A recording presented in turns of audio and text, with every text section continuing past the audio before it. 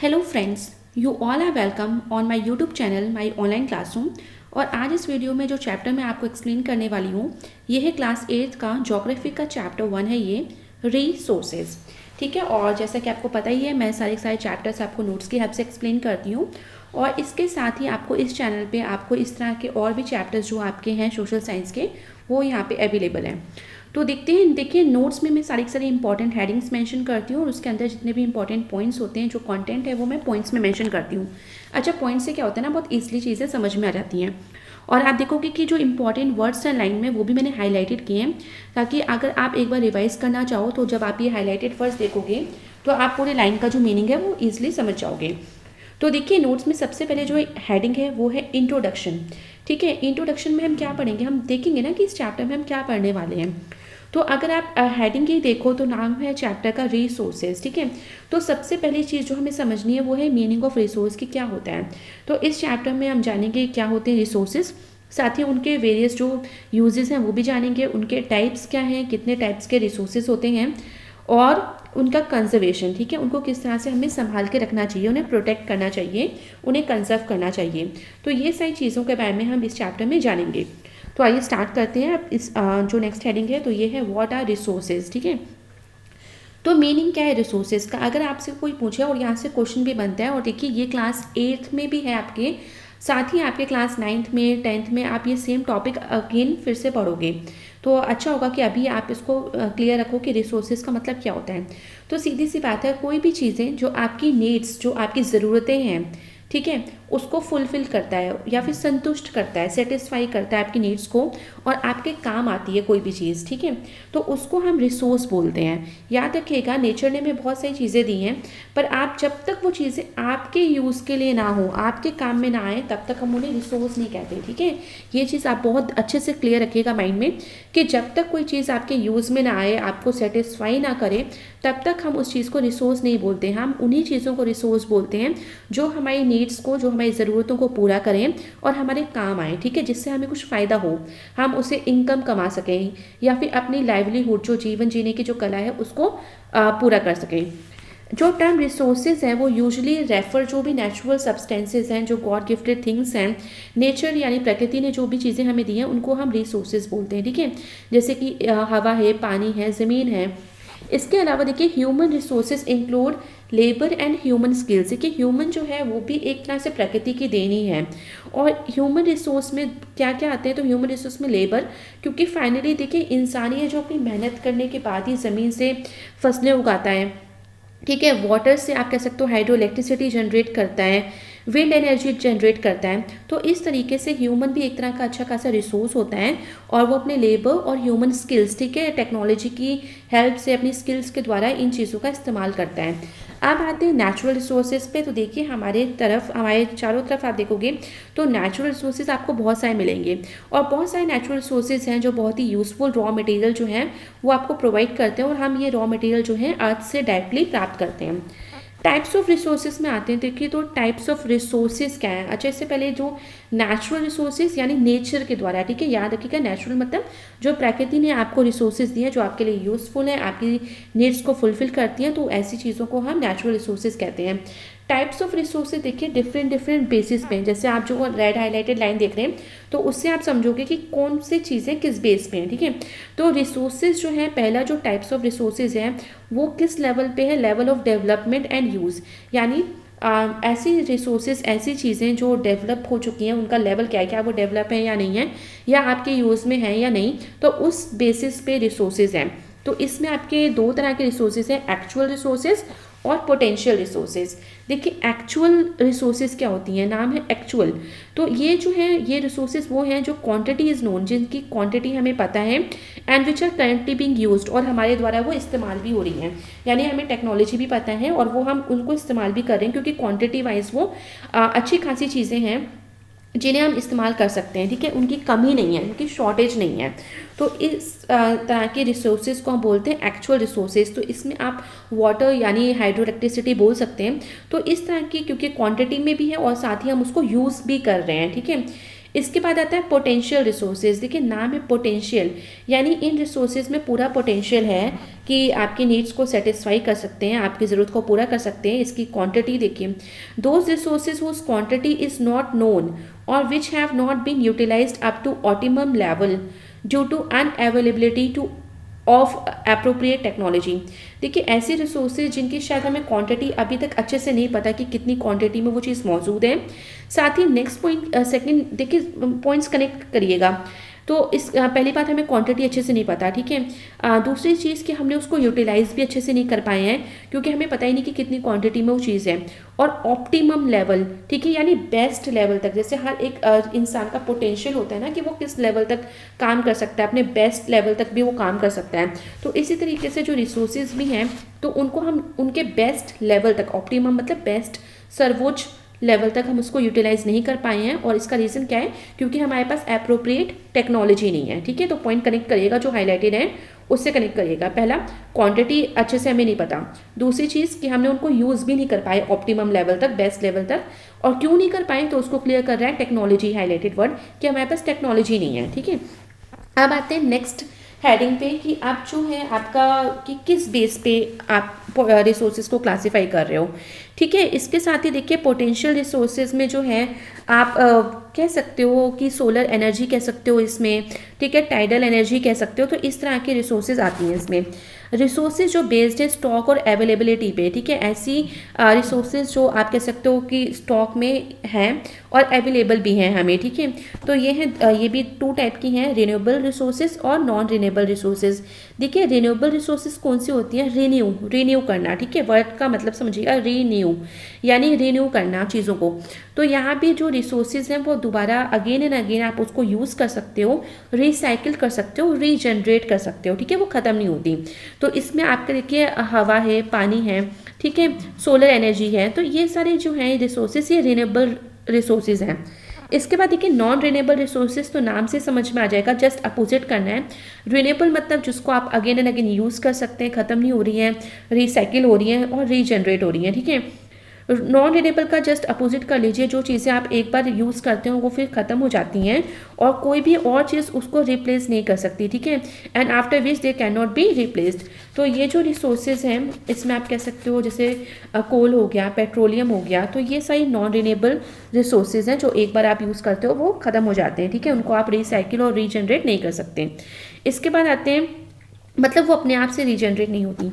तो इसके बाद आते हैं रिसोर्सेज बेस्ड ऑन डिस्ट्रीब्यूशन, ठीक है। आप ऐसे रिसोर्सेज जो कि डिस्ट्रीब्यूशन बेस्ड पे हैं, यानी कहाँ कहाँ कितने क्वांटिटी में डिस्ट्रीब्यूटेड हैं। तो इसमें भी टू टाइप्स हैं, पहले है यूबिक्विट्स रिसोर्सेज और सेकंड है लोकलाइज्ड रिसोर्सेज। अच्छा, यूबिक्विट्स रिसोर्सेज कौन सी हैं, जो अर्थ पे हर जगह पाई जाती हैं, ठीक है। हाईलाइटेड वर्ड को देखिए, ऐसी रिसोर्सेज, क्योंकि रिसोर्स वर्ड उसके पीछे है ही, रिसोर्स का मतलब आपको पहले ही पता है, सिर्फ आपको पहले वाले शब्द यानी यूबिक्विट्स का मतलब जानना है। और रिसोर्सेज में जो लोकलाइज्ड रिसोर्सेज है उसमें भी सिर्फ आपको लोकलाइज्ड का मतलब समझना है। तो देखिए ऐसा नहीं कि हर चीज़ को आप लर्न करो, बहुत रट्टा मारो, ऐसा नहीं है, आप शब्दों को समझ के भी उनका मीनिंग जान सकते हो। तो यहाँ पे डेफिनेशन सीधी बन जाएगी कि ऐसी चीज़ें, ऐसी रिसोर्सेज जो कि हर जगह अर्थ पे पाई जाती हैं उन्हें हम यूबिक्विट्स रिसोर्सेज बोलते हैं, ठीक है। इसमें भी वाटर आ गया, एयर आ गया, क्योंकि हवा पानी हर जगह पाई जाती हैं।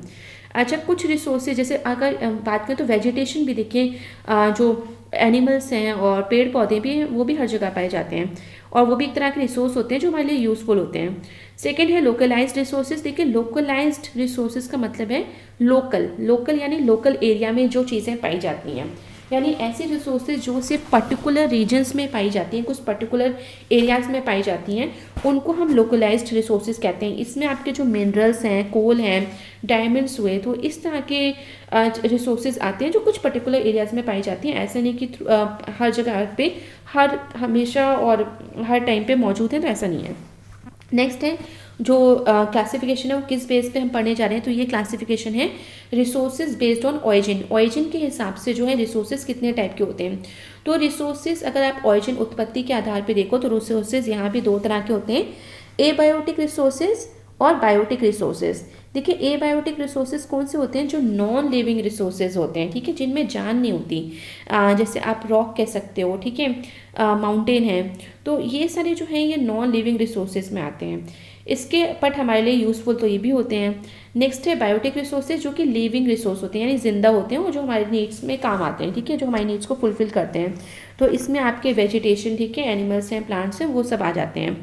अब आते हैं मैन मेड रिसोर्सेज पे, ठीक है। अभी तक तो हमने सिर्फ नेचर का पढ़ा कि नेचुरल रिसोर्सेज कितने टाइप्स के थे। अब आते हैं मैन मेड रिसोर्सेज, यानी ह्यूमन के द्वारा, ठीक है, मनुष्य के द्वारा। पहले हमने प्रकृति के द्वारा पढ़ा, नेचर के द्वारा जो रिसोर्सेज हमें अवेलेबल हैं, और फिर ऐसी चीज़ें जो इंसान ने खुद अपनी स्किल के द्वारा बनाई हैं, उनको भी हम रिसोर्सेज बोलते हैं, तो उनके बारे में पढ़ते हैं। अच्छा, पहले में डेफिनेशन ही दिया है कि ऐसी रिसोर्सेज जो कि मैन ने बनाई हैं, और कैसे बनाई हैं, अपनी स्किल और टेक्नोलॉजी को यूज़ करके बनाई हैं, और नेचुरल सब्सटेंसेस को यूज़ करके, ठीक है, एज अ रॉ मटेरियल कह सकते हो। नेचुरल सब्सटेंसेस जो प्रकृति की देन है, जो नेचुरल रिसोर्सेज हैं, उनको इस्तेमाल करके फिर अपना दिमाग लगा के जो चीज़ें रिसोर्सेज बनाई हैं इंसान ने, उन्हें हम मैन मेड रिसोर्सेज बोलते हैं। और अब जब मैन ने उसको नेचुरल सब्सटेंस को यूज़ करके मशीन के द्वारा उसको कन्वर्ट किया, तो बिल्कुल जो फॉर्म है, ओरिजिनल फॉर्म होगी, नेचुरल फॉर्म होगी, वो चेंज हो जाएगी, शेप चेंज होगा, कॉम्पोजिशन चेंज होगा, और लेवल ऑफ जो यूटिलिटी जो है, इस्तेमाल करने की जो क्षमता है, वो भी चेंज हो जाएगी, ठीक है, मैन मेड रिसोर्सेज की, यानी और बेहतर हो जाएगी। जैसे फर्नीचर है, अगर आप प्राकृतिक तौर पे देखो तो हमें पेड़ पौधे मिलते हैं, तो वहाँ से वुड मिल जाती है, ठीक है। अब वुड को सिर्फ ऐसा नहीं है कि सिर्फ उसको आग जलाने के लिए इस्तेमाल किया जाए, या सिर्फ अगर आप उसको घर बनाने के लिए भी इस्तेमाल कर रहे हैं, तो आप उसको शेप देनी पड़ेगी, ठीक है। और घर के अंदर जब आपको फर्नीचर रखना पड़ेगा, तो उसको भी शेप देनी पड़ेगी। तो प्रकृति सीधे आपको फर्नीचर नहीं देती, ठीक है, नेचर वो आपको वुड दे रही है। बाकी आपके ऊपर है, आप अपना दिमाग इस्तेमाल करके, अपनी स्किल और टेक्नोलॉजी यूज़ करके उसको फर्नीचर का रूप दे देते हो। इसी तरह से रोड्स कंस्ट्रक्ट करते हैं, रेलवे ट्रैक्स बनाते हैं ह्यूमन, बिल्डिंग्स बनाते हैं, ऑटोमोबाइल्स, एयरपोर्ट्स। तो ये सारे के सारे आप देखोगे, ये सारे हमारी ज़रूरतें की चीज़ें हैं, ठीक है, जो हमें नीड होती है, और यहाँ ये हमारी नीड को सेटिस्फाई भी करते हैं। तो ऐसी रिसोर्सेज को हम बोलते हैं मैन मेड रिसोर्सेज, और इसलिए बोलते हैं क्योंकि ये ह्यूमन के द्वारा बनाई गई हैं। नाम से समझिएगा, मैन मेड रिसोर्सेज, ठीक है, यानी मैन के द्वारा बनाई गई रिसोर्सेज। नेक्स्ट है ह्यूमन रिसोर्सेज। तो ह्यूमन रिसोर्सेज में और भी हम पढ़ते हैं ह्यूमन बींग्स। देखिए खुद एक इम्पॉर्टेंट नेचुरल रिसोर्स है, ठीक है, एक तो प्रकृति की देन है ये, और तो कह सकते हैं आपकी खुद एक इम्पॉर्टेंट नेचुरल रिसोर्स है। ह्यूमन बींग्स जो हैं बहुत ज़्यादा बेस्ट यूज़ करते हैं नेचुरल रिसोर्सेज का। वो अपनी इंटेलिजेंस, नॉलेज, स्किल और टेक्नोलॉजी के द्वारा उनको डेवलप करने में कोई कमी नहीं छोड़ते, और चाहते हैं कि ज़्यादा से ज़्यादा जो है हम नेचुरल रिसोर्सेज का यूज़ सीख सकें और उन्हें कर सकें, यूज़ कर सकें। ह्यूमन बींग्स जो हैं ओनली रिसोर्स हैं जो that have the quality of improving and refining their skills. अच्छा, ह्यूमन बींग्स ही एक इकलौते रिसोर्स है अर्थ पे जो अपनी क्वालिटी को और इम्प्रूव कर सकते हैं और अपनी स्किल्स को और ज़्यादा रिफाइन कर सकते हैं। जो क्वालिटी है ह्यूमंस की वो हेल्प करती है कि क्रिएट करें मोर रिसोर्सेज, और ज़्यादा रिसोर्सेज बनाओ, जिसे हम ह्यूमन रिसोर्स डेवलपमेंट कहते हैं।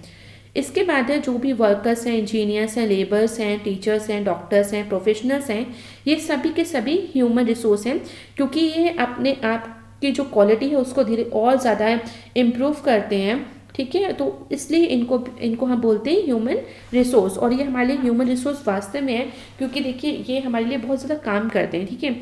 आप सोसाइटी में देखो तो टीचर्स हमें पढ़ाते हैं, तो वो एक तरह की सर्विस हमें प्रोवाइड करें। डॉक्टर्स हुए, लेबर्स हैं, इंजीनियर्स हैं, वर्कर्स हैं, प्रोफेशनल्स हैं, तो ये सभी के सभी एक तरह के ह्यूमन रिसोर्स हैं, जिनकी वजह से आपकी कंट्री ग्रोथ कर रही है, डेवलप कर रही है। अच्छा, अभी तक तो हमने रिसोर्सेस के बारे में पढ़ लिया, ठीक है। हमने जाना मीनिंग ऑफ रिसोर्स, हमने जाना टाइप्स ऑफ रिसोर्सेज। अगर दो मेन करें तो नेचुरल रिसोर्स है और मैन मेड रिसोर्स हैं। फिर हमने जाना कि जो नेचुरल रिसोर्सेज हैं उनके क्या टाइप्स हैं। फिर हमने जाना कि मैन मेड रिसोर्स कौन से होते हैं, ह्यूमन रिसोर्स क्या है, तो ह्यूमन भी एक नेचुरल रिसोर्स है और इसका यूज़ क्या है, ठीक है, तो वो हमने पढ़ा। अब जो आपका क्वेश्चन बनेगा कि रिसोर्सेज के बाद, तो ये क्वेश्चन बनता है कि हाँ कंजर्वेशन, जैसे रिसोर्सेज का हुआ ना कि हमने बहुत ज़्यादा यूज़ करते हैं, तो यूज़ करके, क्योंकि हमने ऐसी भी पढ़ी कि ऐसी रिसोर्सेज भी हैं जिनका नॉन रिन्यूएबल रिसोर्स के बारे में हमने पढ़ा कि एक बार यूज़ करो फिर वो ख़त्म हो जाती हैं। तो ऐसी रिसोर्सेज को सेव करना बहुत ज़रूरी है, कंजर्व करना बहुत ज़रूरी है, ताकि हमारी जो नेक्स्ट जनरेशन है उनको ये सारी चीज़ें मिल सकें। तो रिसोर्स कंजर्वेशन बहुत ज़रूरी है। अच्छा, ऐसा क्यों क्यों ज़रूरी है? ज़रूरी इसलिए है क्योंकि day by day in resources की डिमांड बहुत बढ़ती गई है। डिमांड इसलिए बढ़ती जा रही है, तो मैं आपको पॉइंट क्लियर कर रही हूँ एक एक। आप देखोगे कि डिमांड जो है रिसोर्सेज की वो डे बाय डे, दिन पे दिन बहुत बढ़ती जा रही है, इंक्रीज हो रही है। ठीक है, इस क्या रीज़न इंक्रीज क्यों हो रही है? क्योंकि पॉपुलेशन ग्रोथ बहुत ज़्यादा बढ़ रहा है। ठीक है, और टेक्नोलॉजी भी बहुत अच्छी डेवलप हो गई है, तो इस वजह से नई नई चीज़ों की इन्वेंशन होता रहता है, तो न्यू न्यू चीज़ें रिसोर्स बनती जाती हैं। Standard of living of the people, जब पॉपुलेशन ग्रोथ इतनी ज़्यादा हो रही है उसके साथ ही साथ क्या होता है ना, हर कंट्री सोचती है कि लोगों को स्टैंडर्ड ऑफ लिविंग प्रोवाइड करें, क्वालिटी लाइफ दें, और इस वजह से कंट्रीज़ बहुत ज़्यादा इंडस्ट्रीज सेटअप करती हैं। अच्छा, जब इंडस्ट्रीज सेटअप करें तो जाहिर सी बात है कि इंडस्ट्रीज़ को रन करने के लिए रॉ मटेरियल लगता है, जो कि नेचुरल रिसोर्स के द्वारा आपको प्राप्त होता है। तो जब इंडस्ट्रीज सेटअप है तो नेचुरल रिसोर्सेज की भी बहुत हाई डिमांड हो जाती है मार्केट में। जैसे अगर कॉटन क्लॉथ बन रहा है तो आपको कॉटन चाहिए। ठीक है, अगर शुगर बन रही है तो आपको शुगर केन चाहिए, तो वो खेतों से ही आएगा। ठीक है, तो इस तरीके से कोई भी इंडस्ट्री हो तो उसको नेचुरल रिसोर्सेज पे डिपेंड होना ही पड़ता है। तो इस वजह से नेचुरल रिसोर्सेज की बहुत ज़्यादा हाई डिमांड होगी। अगर फर्नीचर की इंडस्ट्री है तो जाहिर सी बात है उसको वुड चाहिए। Technological advances in developed countries have also enable people to discover new uses of natural resources. इसके साथ ही धीरे धीरे आप कह सकते हो जो डेवलप्ड कंट्रीज़ हैं वहाँ पे टेक्नोलॉजिकल एडवांस भी बहुत ज़्यादा है। इतनी ज़्यादा अच्छी टेक्नोलॉजी है उनके पास, जिसकी वजह से वो नई नई टेक्नोलॉजी डिस्कवर करते रहते हैं, ताकि न्यू तरीके के जो यूजेस हैं नेचुरल रिसोर्सेज के वो डेवलप कर सकें। इसके बाद देखिए नेक्स्ट हेडिंग है sustainable means of resource conservation. तो देखिए यहाँ पे आई थिंक रिसोर्स कंजर्वेशन का मीनिंग आपको समझ में आ रहा होगा। सस्टेनेबल का मतलब होता है कि आज के टाइम पे जो भी नेचुरल रिसोर्सेज हैं आपके पास, उनको अच्छे से यूज़ करिए। ठीक है, जुडिशली वे में यूज़ करिए, सही तरीके से इस्तेमाल करिए, जितना आपको ज़रूरत है उतना ही इस्तेमाल करिए, और बाकी जो है सेव करिए अपने फ्यूचर जनरेशन के लिए, उनके लिए भी छोड़ दीजिए। तो इसको हम बोलते हैं सस्टेनेबल। सस्टेनेबल मतलब बहुत लंबे समय तक चीज़ सेव रहे या आगे तक जाए। तो ये कह सकते हैं, फर्स्ट पॉइंट स्टार्ट करते हैं। A need to manage the earth resource is in a sustainable way is felt in every country. देखिए हर एक कंट्री में जो भी आज के रिसोर्सेज हैं उनको सस्टेनेबल वे में बहुत ज़रूरी है मैनेज करना, और ये हर कंट्री जो है इस चीज़ को महसूस कर रही है, क्योंकि दिन पर दिन चीज़ों को इतना ज़्यादा एक्सप्लोर किया जा रहा है और उसके जगह दूसरी चीज़ें ग्रो भी नहीं की जा रही हैं, जिस वजह से आप कह सकते हो कि शायद फ्यूचर जनरेशन के पास कोई चीज़ें बचे ही ना। तो दिस इंश्योर्स, ये अगर आप इतना सस्टेनेबल वे में कर लो इस्तेमाल चीज़ों को, तो इससे इंश्योर हो जाएगा कि रिसोर्सेज आप वेस्ट मत करिए, उन्हें केयरफुली यूज़ करिए, और इसी को कहते हैं रिसोर्स कंजर्वेशन। फिर है balancing the need to use resources. आप जो भी रिसोर्स यूज़ करें उसको बैलेंस वे में यूज़ करें, कंजर्व करें अपने फ्यूचर जनरेशन के लिए, इसी को हम बोलते हैं सस्टेनेबल डेवलपमेंट। इसके लिए आप 3R का प्रिंसिपल यूज़ कर सकते हैं। 3Rs का प्रिंसिपल क्या है? रिन्यू करना चीज़ों को, रिसाइकिल करना और रिप्लेस करना। Conserving a natural vegetation and wild life, इसके लिए बहुत ज़रूरी है, क्योंकि देखिए जो वेजिटेशन वाइल्ड लाइफ है ये भी नेचुरल रिसोर्सेज हैं, तो इनको भी कंजर्व करना बहुत ज़रूरी है। नहीं तो जो आज आप एनिमल्स और प्लांट्स देख रहे हो, शायद फ्यूचर में वो एनिमल्स प्लांट्स बचे ही ना। जो पॉल्यूशन है उसको भी कंट्रोल करना होगा, क्योंकि वो भी हमारी प्रकृति को बहुत हार्म करता है।